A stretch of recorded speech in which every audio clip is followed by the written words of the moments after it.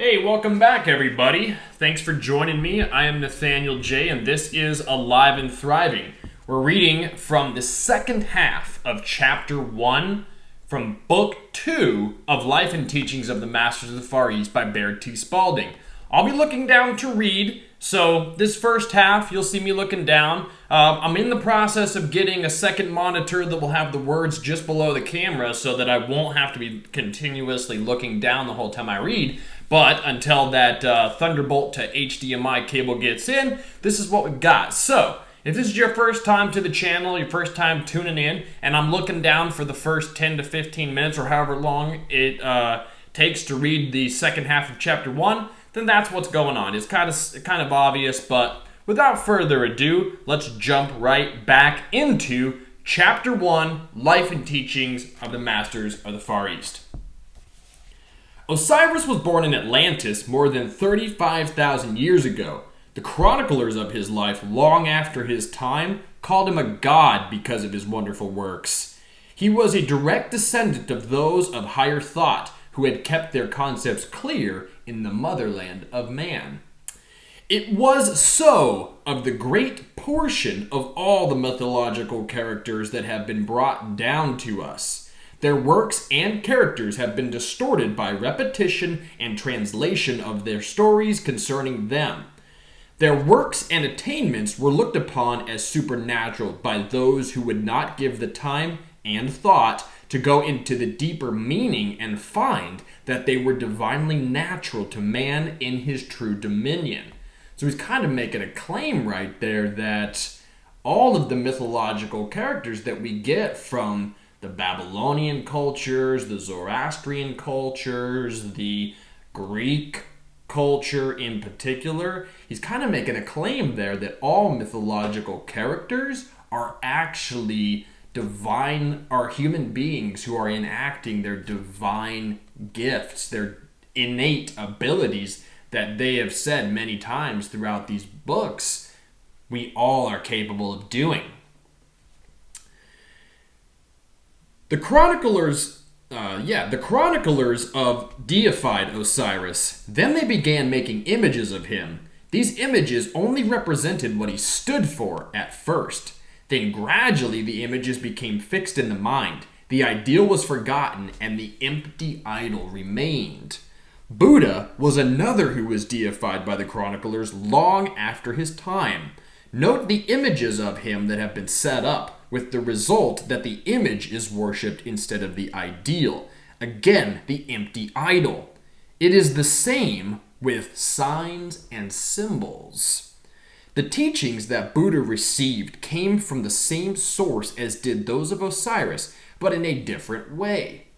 The teachings that Buddha contacted came from the motherland direct to Burma, brought there by the Nakals. Osiris's teaching came direct to him, as his forefathers lived in the motherland, and when he was a young man, he had gone to the motherland to study. After finishing his studies, he returned home, became the leader of the Atlanteans, and brought the people back to the worship of the god within, as they were gradually slipping back to the dark concept influenced by the dark races about them. Moses was another leader whose followers and chroniclers deified him after his time. He was an Israelite and contacted the records of the Babylonians, receiving his teachings from them. These records form a part of our Bible, but Moses saw and learned from these records. What Moses saw and learned from these records was written by him in the exact form and words. The facts which he put down were badly distorted by translators. I could go on and recall many more. Jesus saw and contacted all of their teachings, then, in his characteristic manner, went to the heart of all of these. He went one step further than any of them did by glorifying his body to the point where he could allow it to be crucified. Yet, he brought it forth in a triumphant resurrection. Studying the teachings of Osiris, Buddha, and Jesus, you will find many similarities. In fact, at times, you will find the same words used. Yet, Did any of them copy? The teaching showed them the way from the outer to the inner. Then they must have dropped all teaching, all copying, and must have gone beyond it all. Had any of them just copied and studied what they saw and were taught, and then had not been able to see that all was from the God right within themselves, they would have been studying yet, and their lives and experiences would never have been recorded. They all went through the same experience in that their followers wanted to crown them kings of temporal kingdoms. But to this, they would not listen, each expressing the same thought in almost the same words. My kingdom is not of the material, it is spiritual. With Osiris, it went so far that the later chronicles placed him as an Egyptian king, and I am certain that that is where all of us, if we are aware of the name Osiris, associate him with. We associate him with the kingdom of Egypt. But what they state here is that Osiris was actually of Atlantean birth and was actually a high priest, prophet / king in Atlantis. Now, if you read Plato's The Republic, you'll understand what I mean by philosopher king. I'm not going to get into that right now, but if you do know Osiris from the Egyptian timeline, then what you remember about him is that he was cut up into 1,000 pieces by his brother, his own brother, who was jealous of his abilities and his wisdom.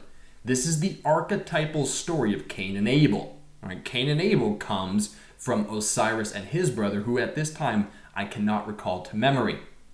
Nonetheless, Osiris also represents the Christ energy in that once his body was chopped into 1,000 pieces and scattered amongst the earth, and some of those pieces even buried in concrete under the ground, he brought the body back together.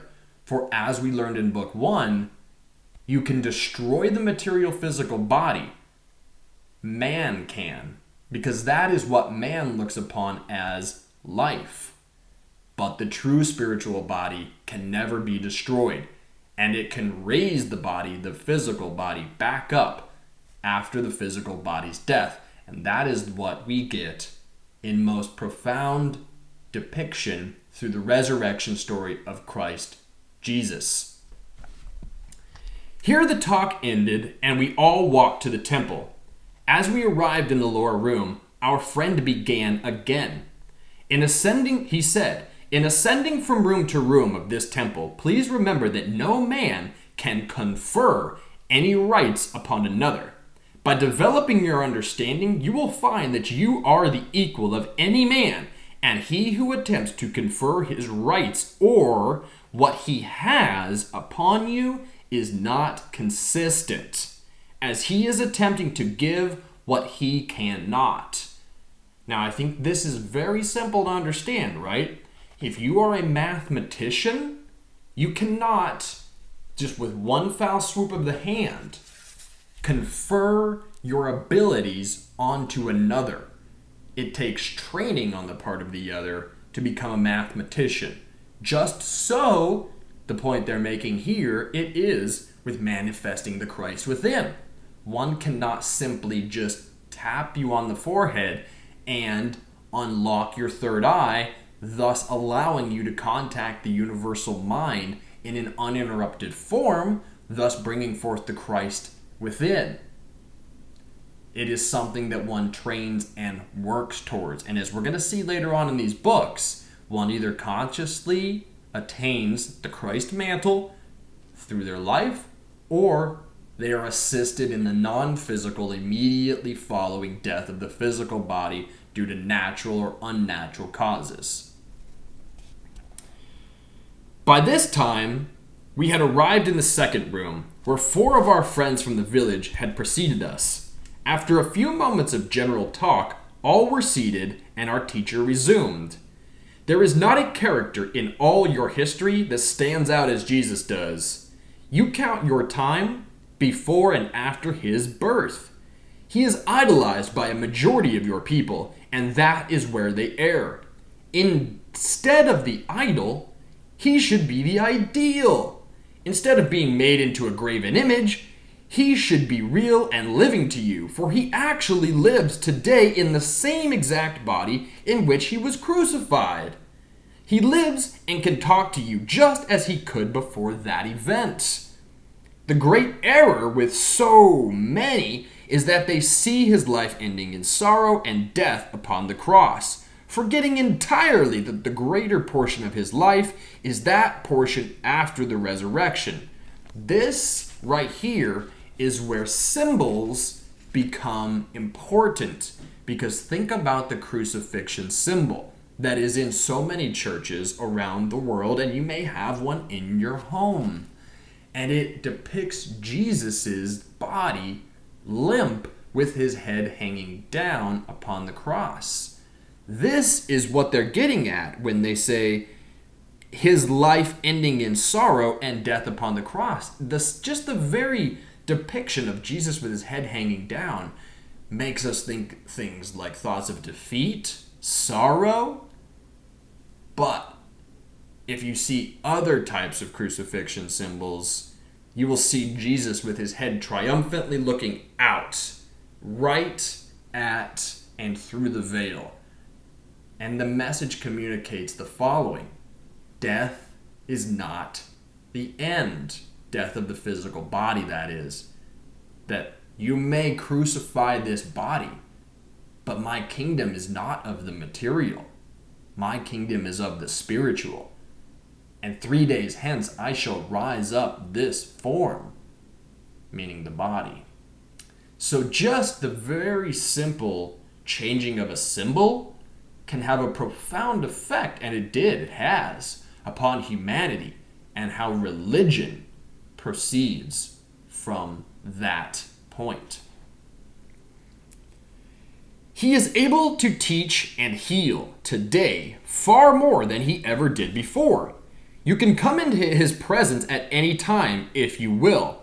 If you seek, you will find him. He is not a king who can intrude his presence upon you, but a mighty brother who stands ready always to help you and to help the world. When he lived upon the mortal earthly plane, he was able to reach but a few. Today, he is able to reach all who will look to him.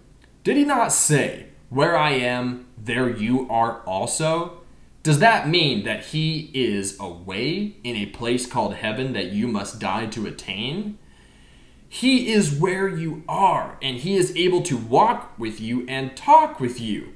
Lift your sight just a little higher and let it extend to a wider horizon. And if your heart and thought are sincerely with him, you will see him.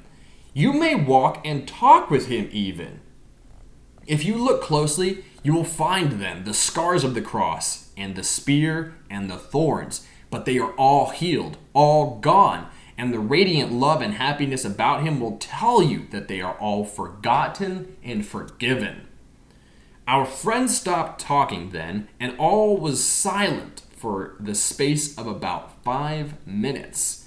Then the room lighted up with a brilliance that we had not seen before. We heard a voice. At first it seemed a long way off and indistinct. After our attention was attracted to it and our thoughts directed to it, the voice became very distinct and rang out in clear, bell-like tones. One of our party asked, "Who's speaking?" And then our chief said, "Please be silent.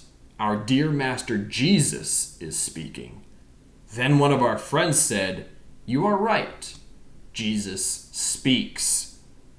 Then the voice went on. "When I said, 'I am the way, the truth, and the life,' I did not intend to convey the thought to mankind that I, myself, was the only true light.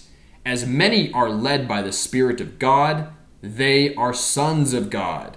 When I said, 'I am the perfect Son, the only begotten Son, in whom the Father is well pleased,' I fully intended to convey the thought to all mankind that one of God's children saw, understood, and then claimed his divinity.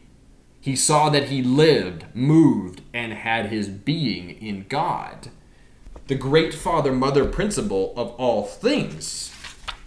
That seeing this, he then spoke forth the word that he was the Christ, the only begotten Son of God, and with true heart and steadfast purpose lived the life, becoming what he then claimed to be.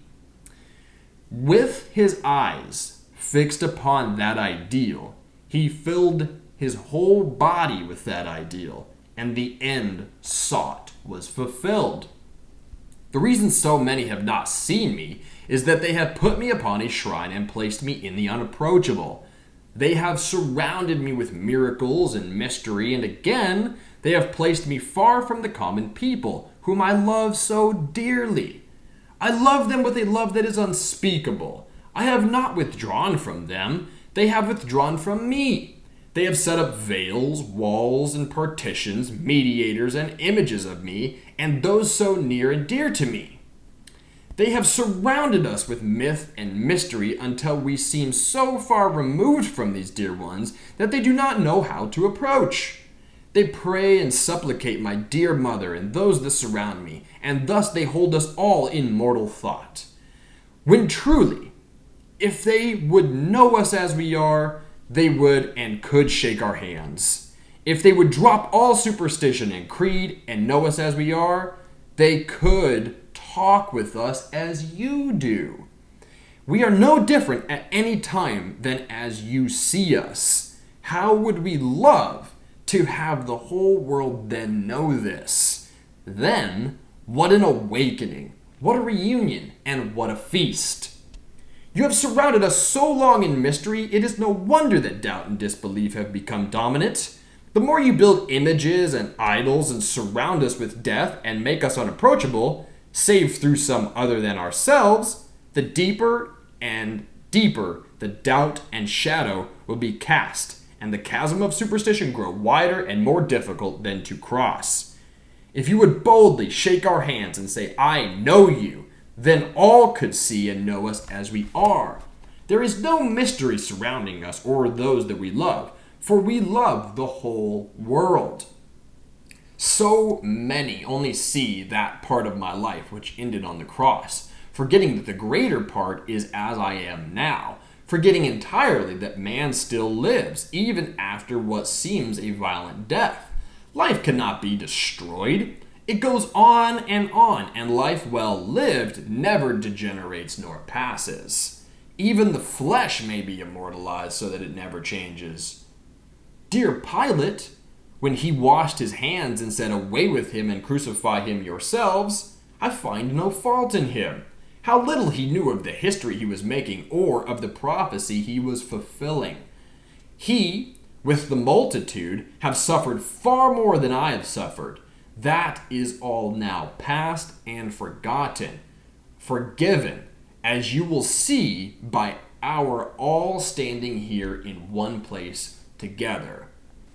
Two figures then came forth and were embraced by Jesus. As they stood with his hand on the shoulder of one, he said, "This dear brother has come all the way with me," while this one, pointing to the second man, saw many more trials before his eyes were opened. But after they were fully opened, he came quickly.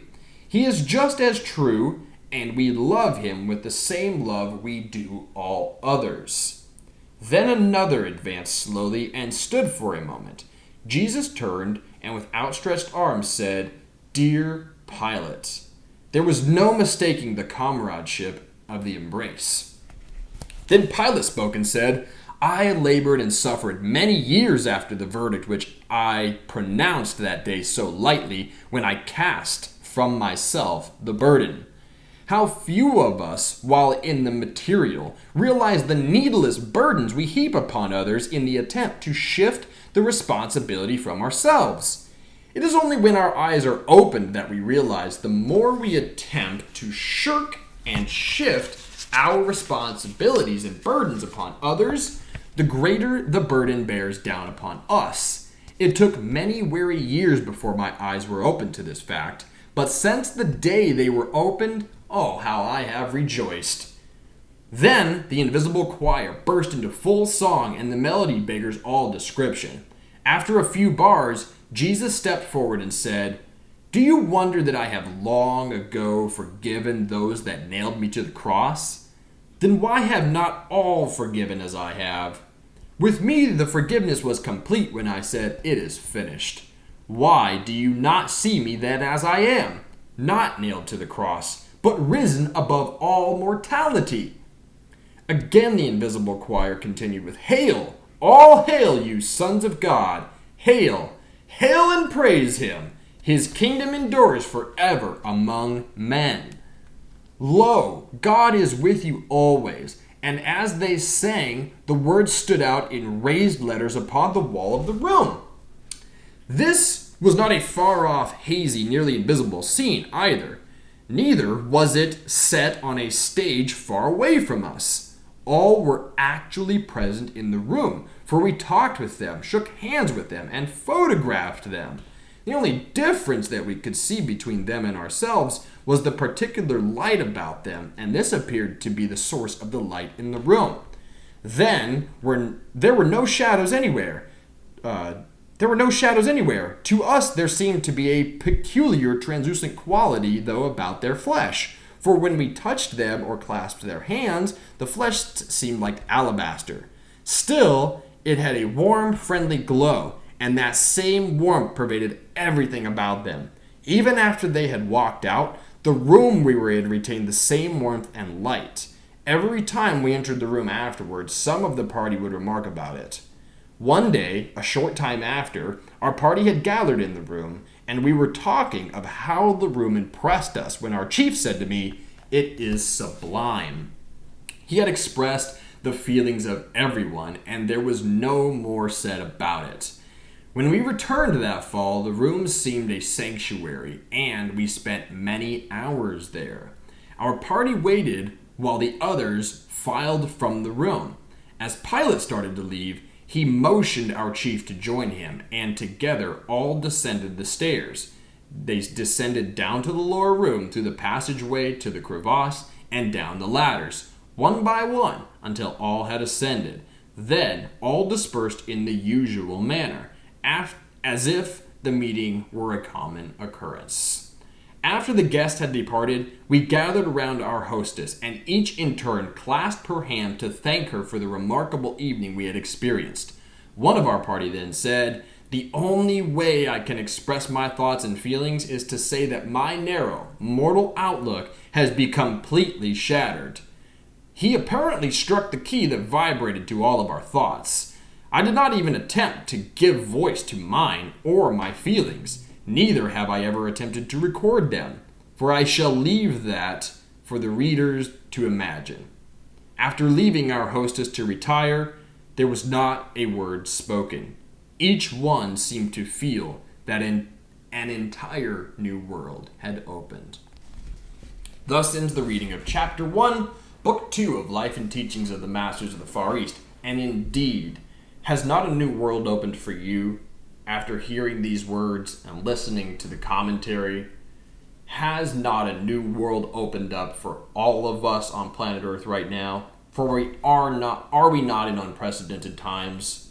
We should not think of ourselves as unique for going through hardships and trials such as the one we are experiencing now.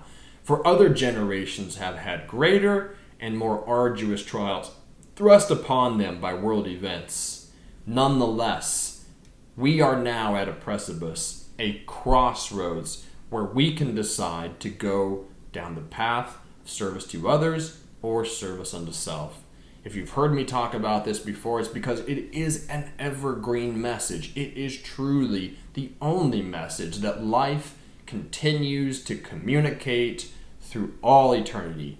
And one need only look as far as their backyard to a tree to experience what I am talking about. For a tree is completely on the service to others timeline, and in so doing, all of its needs are then taken care of.